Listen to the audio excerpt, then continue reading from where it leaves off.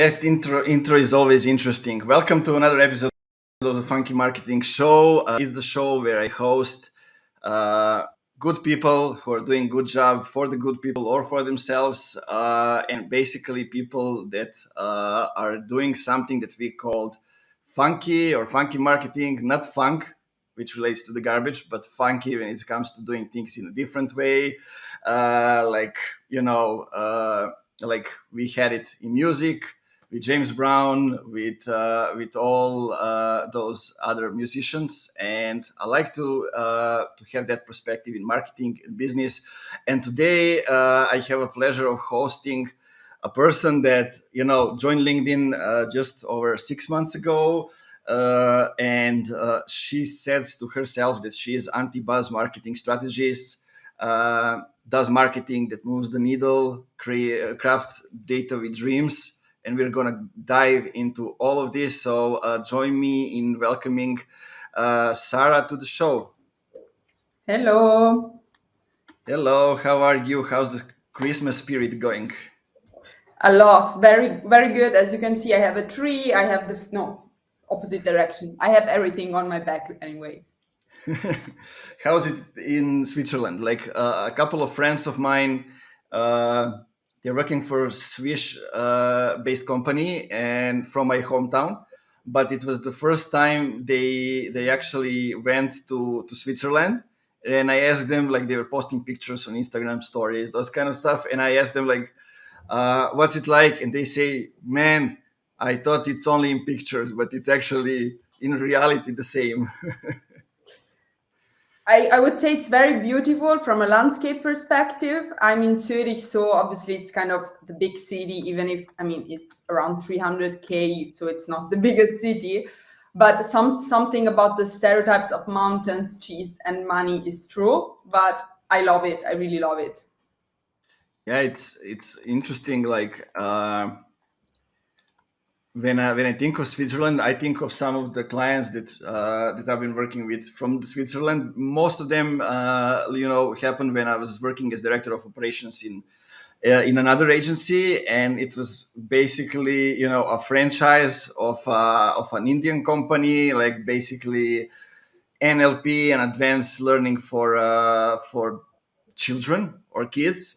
And like somebody who is from Serbia just learned and opened the franchise in Switzerland, and we were doing marketing for, I don't know, like 22 franchises in Balkans. And then it was the obvious choice that we go to Switzerland, but then it requires a whole lot of research and getting to know the people, the custom, the educational system, and everything, which is totally opposite from what we have here.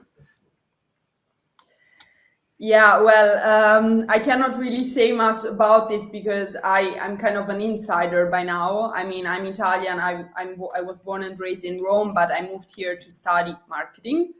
And so since then, basically, I've been always working here, but definitely it's not like it's a bit different than, Europe, even if it's in Europe, technically. Yeah, I mean it's different because you have different languages in different parts of the country, so it means different people, looking at life from different perspectives, and then keeping this neutral as a country. Totally. You have the French part, you have the German part, you have the Italian part, and three different languages and three different ways of living. If you really move around the regions, you see a complete difference. Some Swiss people think that I'm Swiss Italians, because for them it's like, okay, she speaks Italian, she could be Swiss, and that's a pretty mind blowing for me. Yeah. I mean, look, if you look at us from Balkans, like it's basically the same language in like 5 countries, just with a little bit of differences. If you know one, you know the 4 others, and so it's kind of interesting. But then, there are a bit of differences, right? Just a little bit of those. Like some countries, when the Yugoslavia broke down, they came up with different expressions and different words, just not to be the same. And it's actually funny because in most cases they are doing it on force, just forcing themselves to have different words. And it's interesting. I mean, like Slovenia is the only country that that is different from all the others, because like we don't understand Slovenians, but they know Serbian, Serbo-Croatians, Montenegrin, however do we call it now. They can talk and understand us. We cannot understand them. And they have different mentality. Okay, then you have to give me a separate session on the Balkans cultural scene. Oh yeah. That's a totally different and unique topic. Like for example, let me tell you one thing related to marketing, since we are already talking about it. Like when I first started to work for an agency based in Serbia, like we had a client which are dealing with accounting software, something like that, and it was a Slovenian company that was working in Serbia and in Croatia and in different countries. And then in Slovenia, they had animations, like pigs related to the money and the bank and, those kind of things. And when I started to work with them, I did an overview of the social media profiles and everything. And they were using stock photos. And I came from the agency that was working with US and Canada based companies, Australia as well. And like having stock photos is not something people like to see today. So it was in 2018, but still. And, and I asked the CEO, like, why are we doing this? And he said, we tested it. And that's the only thing on which people are reacting. Try it out yourself. Feel free to do it. So I changed the picture with like custom photos, with like photos of the real people. Nothing, like 2 or 3, 5 likes, no comments. But when I post a man in the suit, like 1,500 likes, 500 comments, like people are killing themselves, engaging, and I was like, what the fuck is happening? So basically we figure out like people in Serbia, they see accountants as people in suits.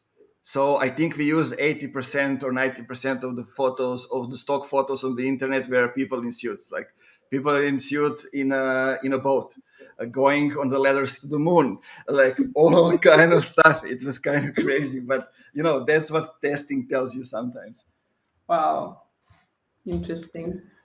Yeah. So talking about those things, it's not only let's have something which is customized for one country, and we can use it for everybody.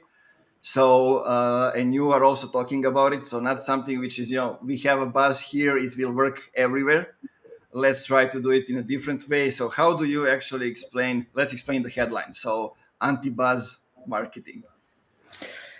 Well, I don't know. It's definitely not a professional headline, but the more I stick to it, the more I think it's really my main belief in a way.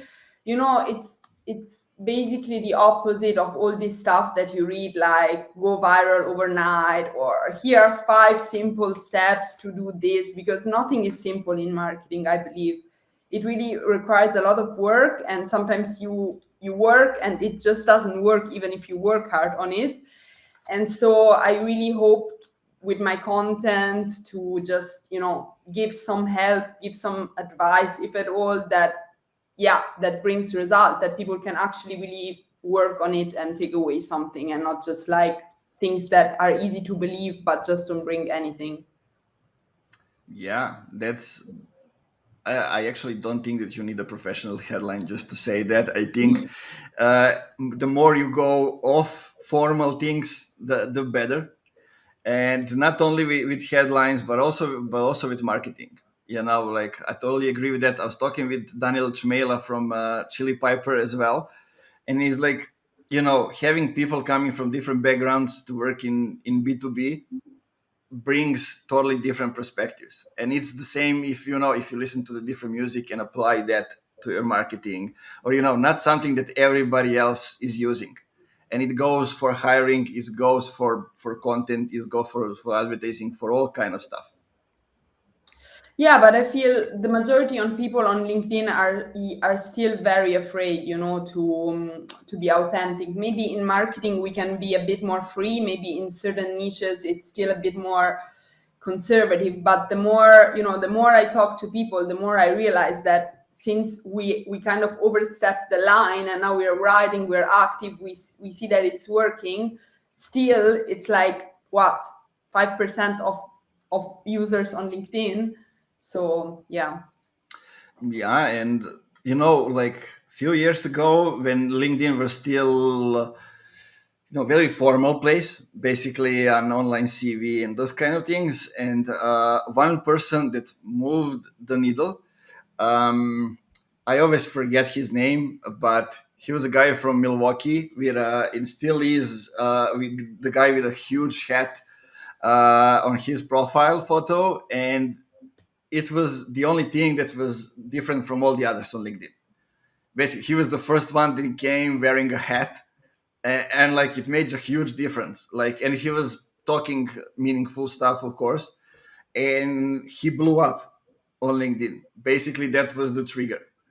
And then come drift with personalized videos, with profile pictures of them wearing a logo, those kind of stuff.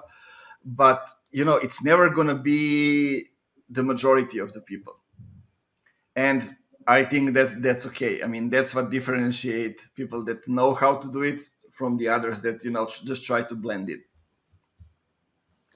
Or at least, yeah, it definitely makes you stand out. I think on LinkedIn also the fact that you are really kind of yourself in the sense of your name, like on Instagram, on whatever platform, you can comment stupid stuff, you can hate on people, and it's like you can delete your profile and nobody knows. But on LinkedIn, what you say and what you put out there, it's really, yeah, it's connected to your real identity. That makes a difference, in my opinion.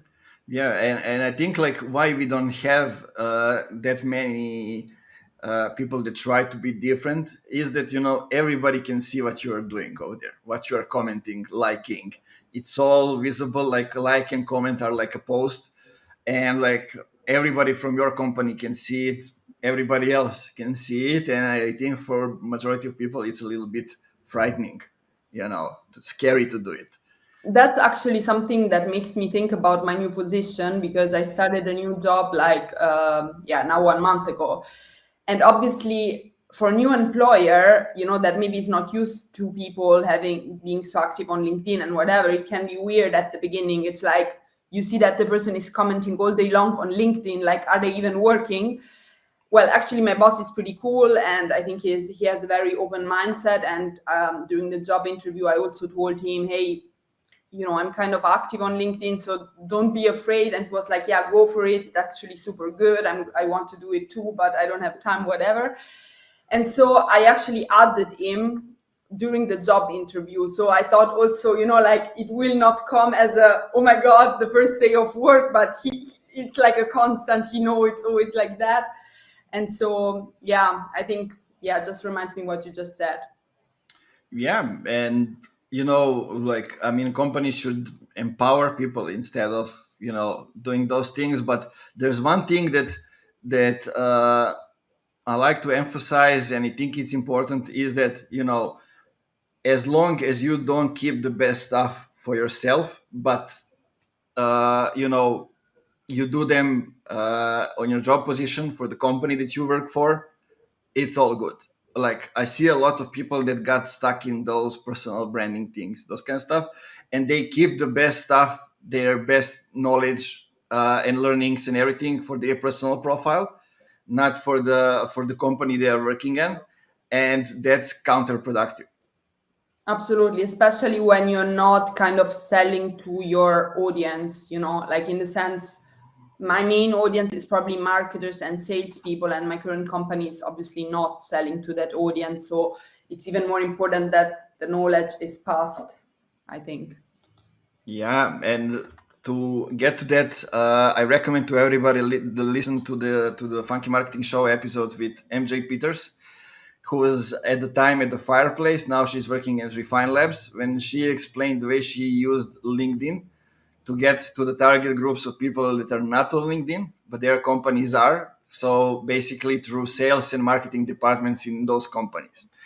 It's actually a very nice example because like whatever you do on LinkedIn, you need to go over those two groups. And, just like establishing the name amongst her peers, so marketers, salespeople, she was able to get recommendations and referrals for her company. And that's, also a good approach and something to think about, because there are lots of companies with people that are present on LinkedIn but not active. And, you can get to them using, a different way. I need to listen to that now. So tell me, one interesting thing, and I love that, crafting data with dreams. So I'm interested to kind of how do you see that? What do you mean by it? And to kind of get deeper into that. So I think that's really, really very much related to B2B marketing, in my opinion, and the fact that I've always worked obviously for tech companies, and so the data, it's always like data. We are, we have the most avant-garde technology, blah blah blah, and dreams is more the beauty and the creativity of marketing, and it can be a clash sometimes, because when you're working with engineers, they're like, yeah, this marketing, blah, blah, it's all, colors and shine, blah, blah, blah. And so I guess B2B marketing works when you can balance the two, when you can, make data and facts that are a bit, complex, light and appealing. And that's really what I try to do in my job. For example, in my past job, one thing that was much related to that was that we tried to create animations of all the product solutions. And so it was really a big process with a lot of people involved that were completely maybe not marketing friendly, and how we translated this complex knowledge into funny, even animations that are easy to understand. So I have a question. I'm gonna pretend that I don't know the answer, but like, should we listen to our feeling and inner voice, and apply certain things and just check the data to make sure that we are on the right track, or we listen to the data and stick to that no matter what our inner feelings is telling us? I don't know. I don't like rigid things. I think, I think you cannot, especially in marketing, you cannot really put a stone on the creativity, like, or you will suppress it completely, right? So I guess, obviously, we have so many tools today that set specific frames, and I think it's very important to have a reality check when we get too carried by our fantasies and we could do that and we can do that, and I prefer blue over green, then it's totally fine to have a frame and stop those discussions that never end. But I guess the data should not stop our ideas and our willingness to test. Once we get there, it should help us kind of set some boundaries, I believe. Yeah, I agree. That's a good definition. Is that the way you're using LinkedIn? Also, like, doing some polls, then extracting data and showing it and explaining it in a meaningful way. Well, I don't know, because if I would be very, very data driven with LinkedIn, I would over analyze everything and just, after each month audit, where do I get more engagement, blah, blah. I don't really do that. I mean, often I know that the posts that don't perform that good are also not my favorite posts, are kind of the posts that I push out just because I'm like, oh my God, I haven't posted, I should do it now. So I don't know. Often I'm like, if I'm very, very passionate about something, then I'm also very good at translating it in a way that the audience likes it, And I mean, since I'm not making a living out of it, I can have this perk of being spontaneous and doing what I like, I think. Yeah, that's a great way of saying it, and testing things out. But we should be able to do that as marketeers also for the work. But let me just say to the people, there is one thing that I think you can follow when it comes to LinkedIn. It's hard, but so you can see how everything grows. Who view your profile is one thing, and basically, just have more people coming to your profile today than it was yesterday. And it's hard because that numbers goes up as you go to the from now to the next Monday. This number will go up, and it will be higher and higher as and you get 50 people to your profile today. Next Monday you will need to get those 50 people or the next 50 people again coming to your profile. But if you are doing that, then you are basically increases the number of searches that are coming in the feed, the number of people that are seeing you when they search for specific topics in the feed, and number of searches then increases. When it happens, then that your content is working, then the right people are actually consuming it, that they are sharing it or commenting to the others, and everything is growing. It's hard to do it persistently, and it's hard to be consistent with it. But if you do it, that's one of the ways you can do it to measure. It's pretty extreme, but if you have time to test it out and to see, that's how you learn a lot of stuff. For me, like a very important KPI is that I've had a lot of people recommending me, like in the sense when they comment on other people's posts with like their favorite people to follow on LinkedIn, or I mean, even when I get invited to podcasts, by the way, thank you. I think for me, like that's because those people don't have any interest, to recommend me or to do me a favor, right? So I really appreciate that. Yeah, and talking about recommendations and people in comment, I see that in my Facebook community, like Katarina Šonjić, I work with her a lot. She's a good friend, and she says hi. Really? Oh my God! Yes, she worked with me in my two companies ago. Yeah. Yeah. Actually, we are working with the same company at the moment. Like, she's happy with employer branding with something else, but it's good that people are connected. So cool. Yeah, I guess it was Sulke, right? Yeah, exactly. Nice.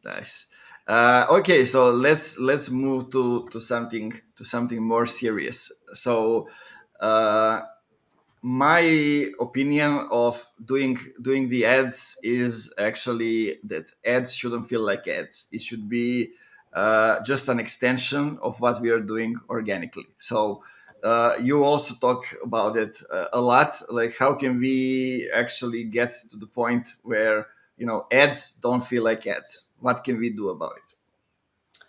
Okay, I had a post about this some time ago, and I kind of found three things that I noticed around.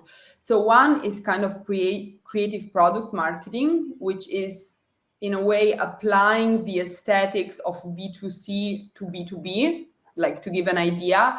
So I feel, and that's very connected to the fact that people think on LinkedIn they cannot be informal, or to use fancy like funky colors or whatever.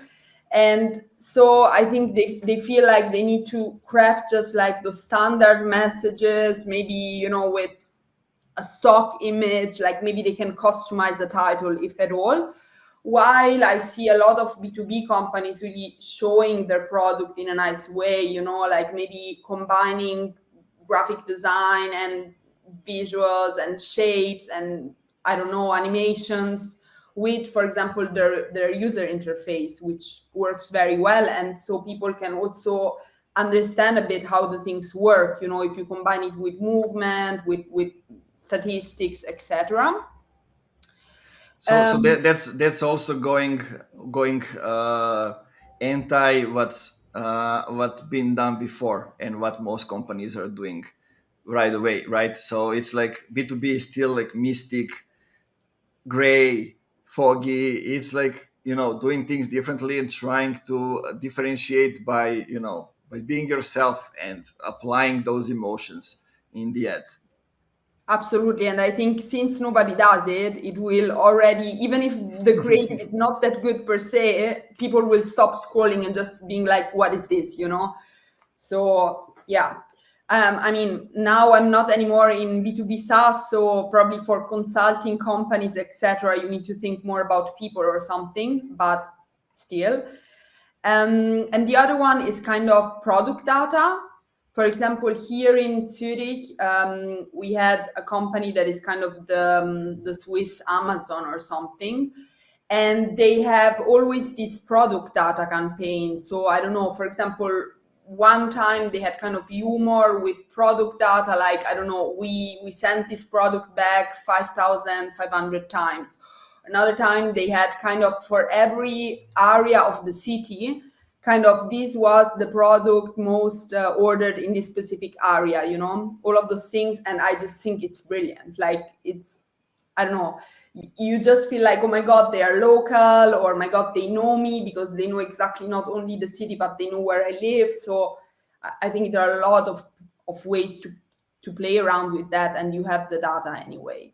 Yeah, you reminded me of an example. There was a company called, actually there still is, a company called Limundo, and basically it's buy and sell portal or platform, and everybody can post what they're selling. Everybody could go there and look for something to buy, but like the company was posting on their, I think it was only Facebook page, only the most interesting products and descriptions of the products. It was hilarious. Like they would focus on that and put ads only on those things. Just like, let's have fun. Those things are also there. Go ahead and check it out. What else do we have? I would love that. More than a lot of content, actually. Yeah, it's kind of interesting. Like, just finding the most interesting descriptions and headlines, and like they make every post go viral because that's what's interesting to the people. They like to screenshot it, share it further, and Exactly. Yeah, I honestly don't know why not many brands do it. I think for me it would be like a no-brainer, but yeah. I mean, it's hard to come up with that, and it's hard to to negotiate to do something like this. Let's be honest. It's hard to say to the CEO, like, there's this hilarious ad for I don't know, the guy who is selling the restaurant, and he's saying it's the best thing you can buy for that money ever. And then like he writes, you can even tear up the roof and build one more floor above it, and it's working perfectly at the moment. But as I'm somebody who is coming from I don't know, from abroad, coming back, I have my retirement fund, and I don't want to work anymore. I want to have fun with my friends while I'm alive, so you can go and buy it. Well, depends what CEO you have, but yeah, in that case, might be a bit tough. Yeah, so it's kind of interesting, but coming to that, it's important to have the CEO that understands the customers, that know who they are, and that they understand marketing. I think that's one of the most important things for anybody that works in marketing. I would say it's more important that they trust marketing, that they understand, because maybe they don't understand, like I don't understand engineering, but I'm pretty confident that my engineering team knows what they're doing. And so you see them as an expert and you let them do their thing, in my opinion. Yeah, I agree. I mean, they go hand in hand. You cannot trust something that you don't understand, and that's actually one of the biggest mistakes that companies are making, assuming that people know things, that they understand it, and then they go, especially like tech companies that creating product that don't exist. People don't know that they exist, and they go, hey, go ahead and buy it. Man, I don't know what it is. I don't know how to use it. I don't know anything. Like, and that creates that barrier and creates lack of trust. I feel you can trust something that you don't understand, but you need first to have established the trust in a way. Like you cannot ask that somebody trusts you if you never ever, give them proof that they can trust you in a way. So, talking about data and about personalized ads and those kind of things, what would you include to create trust? On ads, just like purely on ads, Mm-hmm. Yeah, on ads. I think people in general, but like honest things in the say things that are not scripted and don't feel like somebody told them what to say. I feel, for example, in case studies and kind of when you see videos of case studies, often it's like, yeah, we work with company X and smile, like they're the best partner we could ever have because they enable digital transformation, stuff like that. And I mean, nobody would ever believe that. So I think, obviously, let's face it, when you're like, okay, let's do a case study with that customers, you always give them more or less a script. Also they want it because they don't know what to say. But trying just to set some minimal boundaries and not giving them the full script, I think would help a lot already. Yeah, I agree. Here you also need to be creative, and like just doing things that that companies are doing now anyway, that's not gonna work. I mean, it can work. It's still a client, telling the story, even if they record it over Zoom and just sending out. But will people actually listen to it? That's actually something I also like to refer to Refine Labs and Chris Walker. And on their YouTube there's a testimonial or case study, but also we mentioned a couple of times MJ Peters. Like there's when she was at a fire trace, they hire Refine Labs, and like the case study starts with with the story of the fire trace of the company, and then it's MJ, then it's the CEO, and then there's a footage of the company, uh, so offline, and then MJ sits across Chris and tells the story, like, we had this problem, this is what happened from month to month, we were looking for a solution, then we reach out, we find Refine Labs, we started working with them, this is what happened, and this is what's going to happen in the future. So it's kind of like looking at Storytelling. exactly the storytelling, and it's actually not you just turning on the camera and talk to camera, but also like Chris is interviewing MJ, extracting the story, then it's the CEO, then it's you can see how the company looks like, the building, the trucks moving, those kind of stuff, and it's actually the perfect example for me. Yeah, so it's basically telling the story in all of its angles and showing the faces of the people. That's Yeah, and and actually the client is telling the story about results and about the processes, and about everything. You are not just sharing the quoting the client, or those kind of stuff. so showing the process instead of just here's the end result, basically.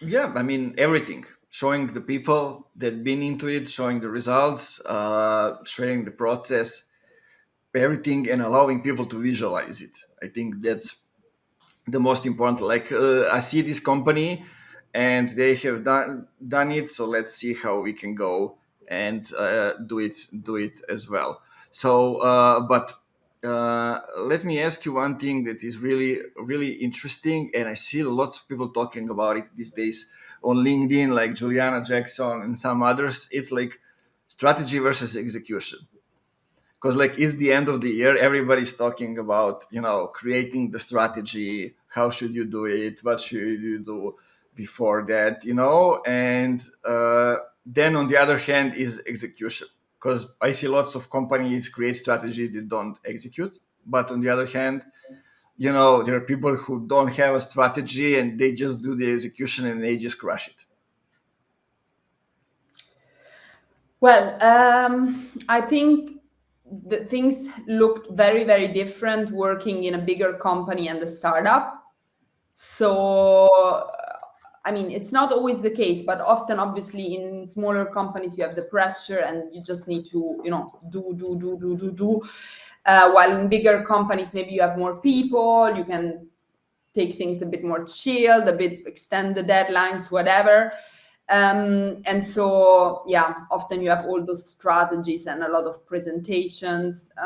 Personally, I think I ran a poll and the result was 50-50. I think nobody would say that one of the two is not important. It's like a perfect balance. So I guess the reply of the person always is dependent on where they have failed in the past.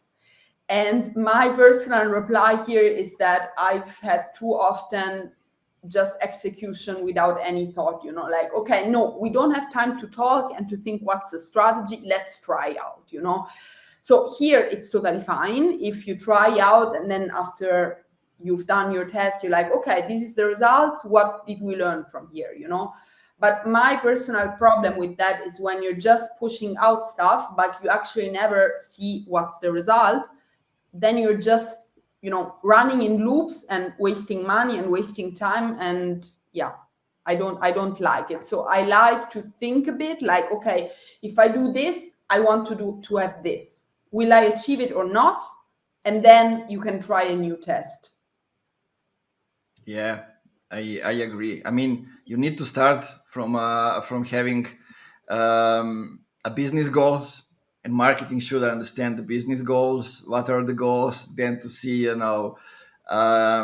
what's the budget, and then we go down, and then we see, these are the three main goals that we need to do. Then we see what we need to do to achieve those goals. And and if we talk it, now about strategy, about something that's,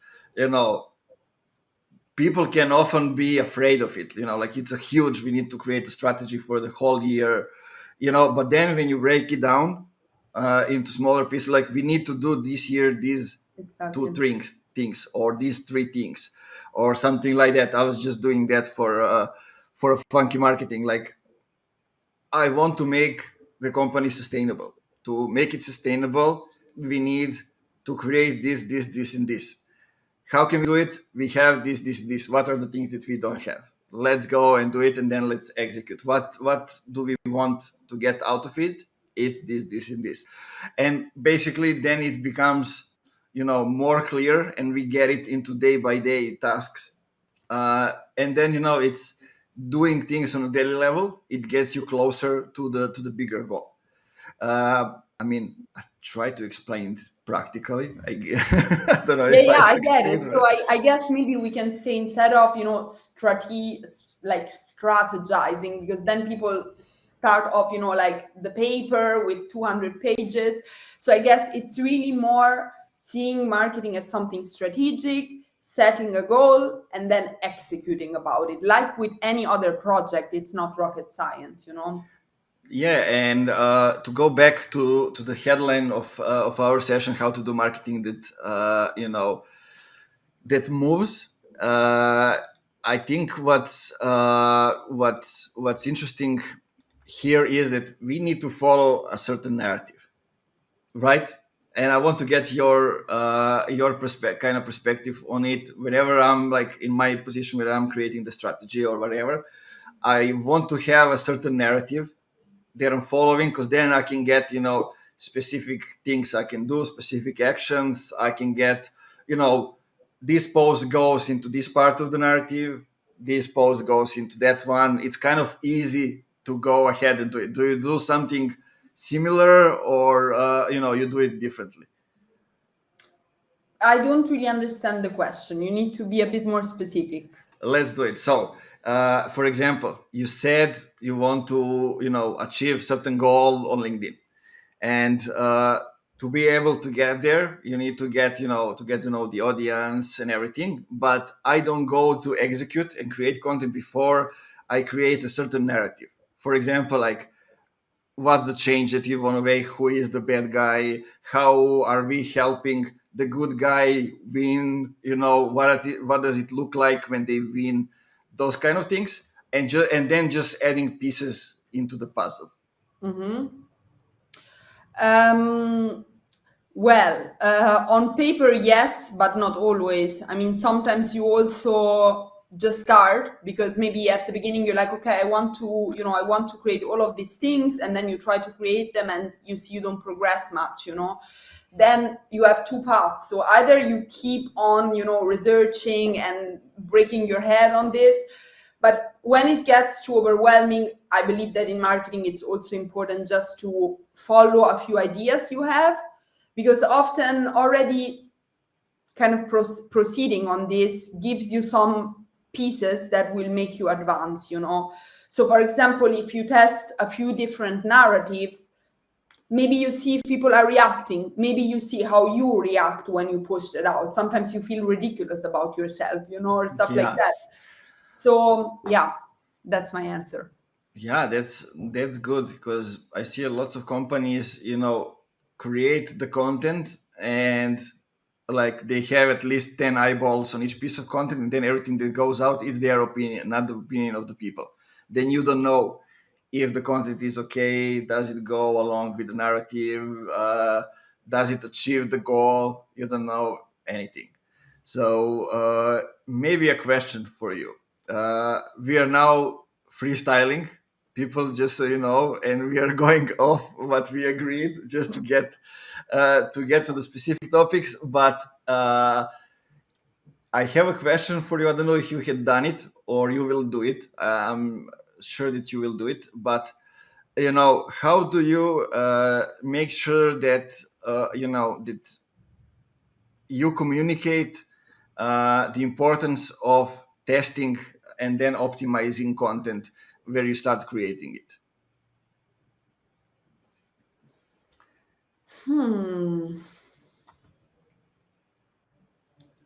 Well, I think if everything goes well and your response is already awesome, often you just go with the flow. Let's be honest. You just say, okay, we are starting from a very good position, so it's only putting the cherries on top, right? But when things don't go well and you see that probably, you really need to do something, what I do, since I'm very active on LinkedIn, is showing examples that I feel are very, very good. And so I'm like, look at this. Maybe this could be something for us. Obviously not copying, but kind of, maybe that's a path that we could take, or this is another path that we could take. Yet it's very important not to spam people with and this and this and this and this and this, because then paralysis, or they start just reacting in the sense, but we don't have the budget, we don't have, I don't know, the approval, we don't have this. So I guess it's really saying, okay, let's test this for, 3 months. And then after that, we can really say, okay, was it successful or not?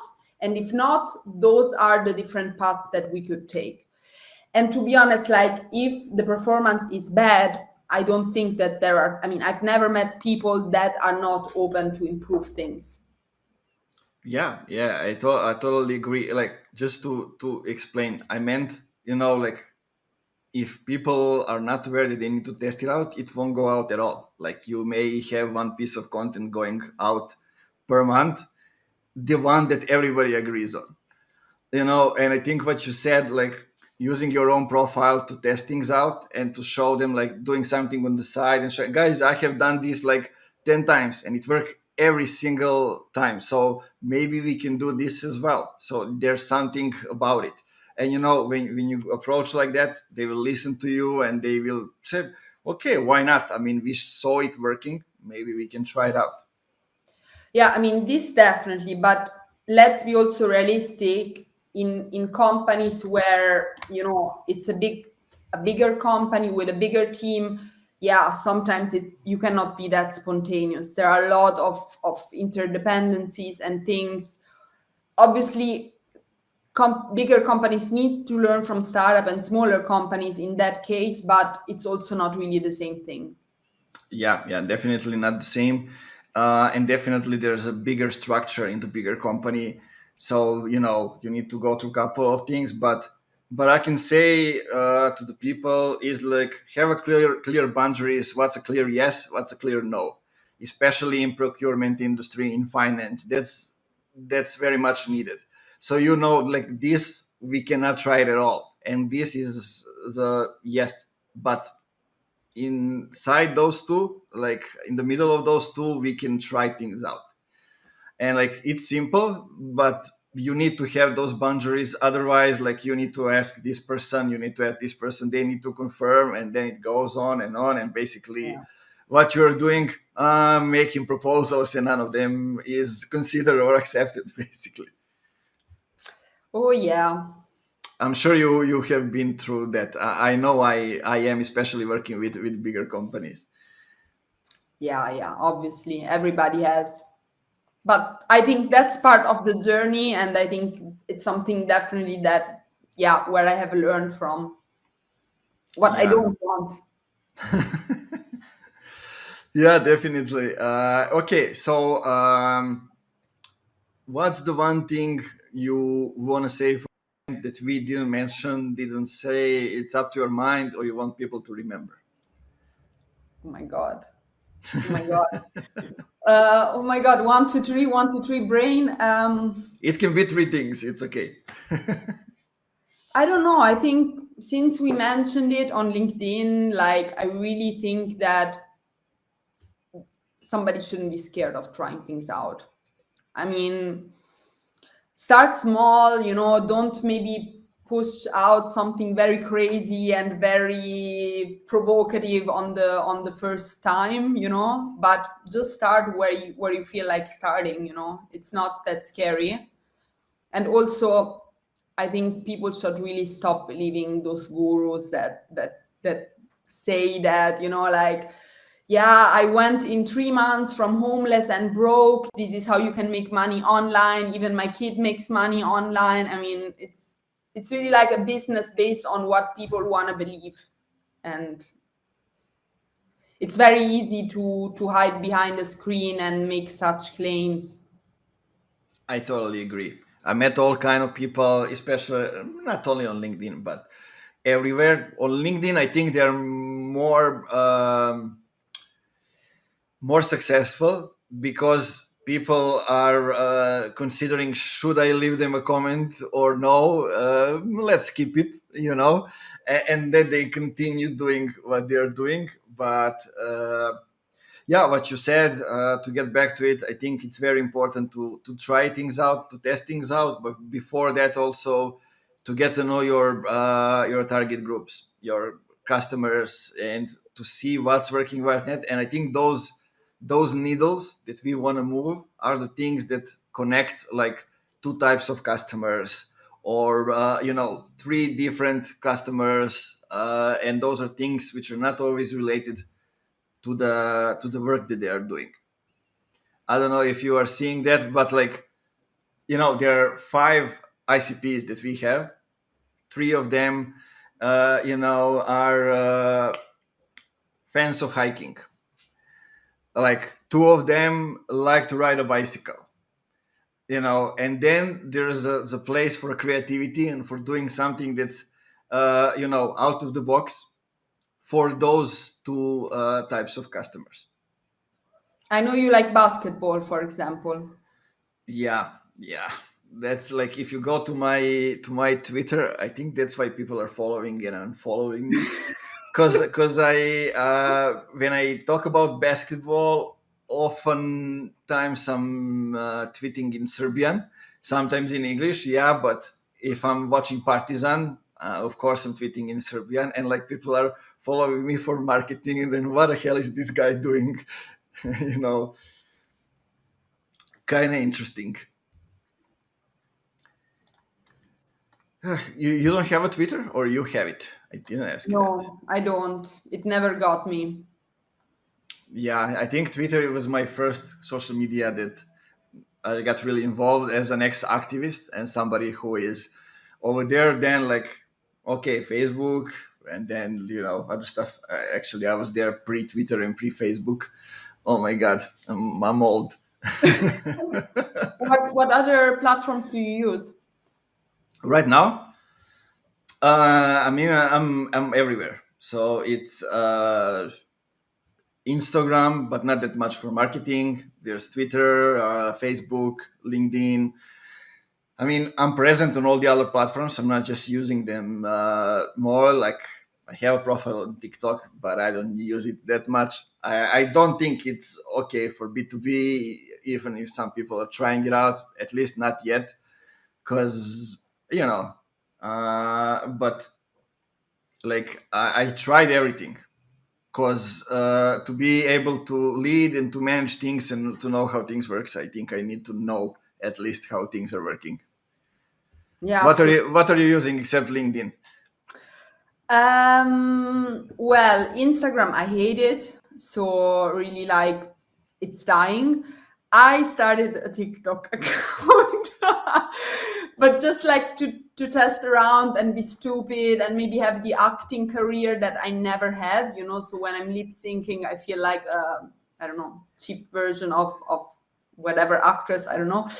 So no, but let's see how that goes. I mean, I think it's a very interesting platform, and it's very interesting to see that with the eye of a marketer. But I totally agree with you. I really feel it's not for B2B at the current stage, especially not in Europe. I think because it's very local. I mean, it's a very local platform. I mean, especially for me, for example, only people in Germany and Switzerland get my TikTok. So that's also an aspect that I think people should take into account. Really? I don't know. Like there are lots of people here from Serbia that got viral. I mean, viral outside of Serbia, just doing even singing Serbian songs and doing the dance. Like people started to to replicate it. I don't know the expressions of TikTok, but it went viral and it's happening. It's happening a lot. I think it's just a matter of I don't know if it's the hashtag or whatever, but I see that lots of people also have problems figuring out how do they get that many views for the same video that that others were doing but didn't get results, or vice versa. I don't know. I'm not a TikTok guru yet. Maybe next interview, maybe next podcast, we can do a TikTok one to It's one. good. I think I need to get my wife to here to talk about the TikTok. She's not using it, but she's listening for 2 or 3 hours every day, and I think that she has a lot to say. Maybe maybe the secret is really Serbian songs, to get viral. So I will try this. Maybe that's the secret. Who knows? I mean, I'm not the one that's gonna try it. I had one example. I don't know if it's still on TikTok or I deleted it. Like the original video, it is when I was dancing to some drum and bass. But like the friend of mine who is doing these memes and all this other stuff, like he used it and he just switched the song to be some Serbian turbo folk or something like that, and it's great. So kind of interesting. Okay, so where can people find you on LinkedIn, right, or on TikTok? No, no, Not yet, not yet. definitely on LinkedIn. Go ahead, follow Sarah, ask her all the questions that came up to your mind while you were listening to us today, and go back and listen to the episode from the start. Because even though we were informal, having fun and discussing things, we said lots of things that are kind of important, like the importance of looking at the data, differentiating yourselves, learning from other platforms and other people and other industries, and lots of other stuff that we said over there. And also one thing that I would like to conclude with is that if you see that something is working for the others, it doesn't mean it will work for you. So you need to go and check your customers, check your company as well. Where do you feel comfortable, and then imply it and go. And I would invite you also to check out Sarah's posts, her polls, and those kind of stuff, because she has a different perspective on the things and often likes to get your perspective. So I think it's good for learning, and I think that's what accelerate your growth, Sarah, on LinkedIn, that people remember you. I see lots of comments like from Mike Phillips and others coming up in the comments. So you made an impression over there, and I think that's it, because you're focusing on on learning together with others on LinkedIn. That's at least how I see it, and maybe that's how you get others to follow your journey and cheer for you on it. I think that's the beauty of the platform, and it shouldn't change with what level or title you have, you know. Yeah, I totally agree. So, guys, thank you for being with us. And as I always like to say for the end, keep it funky.